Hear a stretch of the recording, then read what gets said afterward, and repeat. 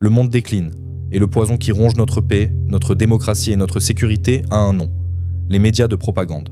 Ils ne sont plus des vecteurs d'information, mais la gangrène qui dévore les nations de l'intérieur. Le cas libyen, de l'oasis à l'abîme. Pour soutenir ma thèse, regardons la Libye.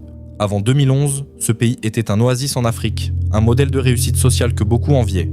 Puis, la machine s'est emballée. La mécanique du mensonge, la CPI et les médias occidentaux ont orchestré une diabolisation systématique.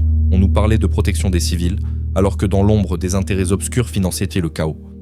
Le triste dans tout ceci est que ces médias ne sont ni sanctionnés, ni mis en garde par les institutions de régulation qui sont censées les mettre en garde. Je me rappelle cette époque sans Internet, où seules les ondes internationales dictaient la vérité.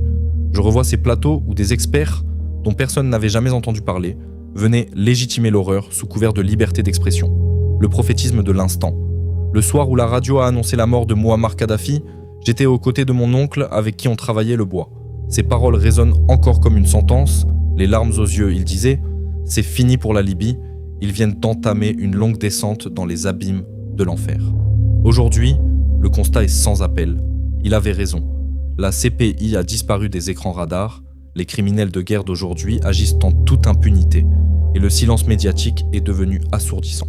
L'information est filtrée, et les rares médias indépendants qui osent briser le récit officiel sont censurés ou restreints. Une arme de déstabilisation massive. Le véritable rôle de ces médias est d'instaurer une instabilité multidimensionnelle, politique, économique, sociale, dans les pays qui refusent de plier devant la pression occidentale. Ils ne sont que le bras armé de grands groupes financiers et miniers. Le plus douloureux est de constater comment certains systèmes de gouvernance finissent peut-être par sacrifier l'intérêt des peuples sur l'autel de ces agendas étrangers. Que ce soit le cas de Gbagbo en Côte d'Ivoire ou les tensions actuelles avec l'Iran, la méthode reste la même, accuser, envahir, détruire, puis se taire.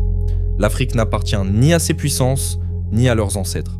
Les prédateurs passeront, emportant leurs secrets comme un Jeffrey Epstein, mais la terre restera. L'approche thomastique. Face à cette manipulation, la solution est radicale mais nécessaire. Le boycott de ces médias mensongers. Nous devons adopter une approche thomastique. Je ne crois que ce que je vois, ce que je touche, ce que j'expérimente par moi-même. Cessons d'être les spectateurs passifs de notre propre destruction. Précision historique, la Libye était un modèle social, santé, éducation gratuite, ce qui renforce l'idée de l'oasis. Je suis un enfant de pauvre qui ne fait ni politique ni ingérence politique. Mon quotidien se résume en dur labeur afin de trouver de quoi nourrir ma petite famille et les assurer une sécurité quand ils dorment. Et si j'en arrive à écrire aujourd'hui cet article dans mon blog qui est destiné à faire la promotion de mes œuvres, à la base, c'est que j'en ai assez de vivre dans le mensonge médiatique, j'en ai assez qu'on accuse à tort ou à raison nos dirigeants, ceux-là même qui essaient de réellement faire développer leur pays. J'en ai marre de tout le temps chercher à vérifier par moi-même les informations que je reçois. Je suis fatigué de douter de tout ce que je vois sur les réseaux. Si déjà à notre ère c'est pénible, alors qu'en sera-t-il de nos enfants qui ne connaissent nullement pas l'histoire ?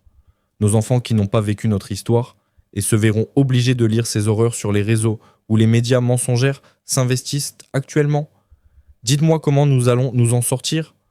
On revient à justifier nos faits et gestes et même des gens créer notre histoire depuis un maudit téléphone ?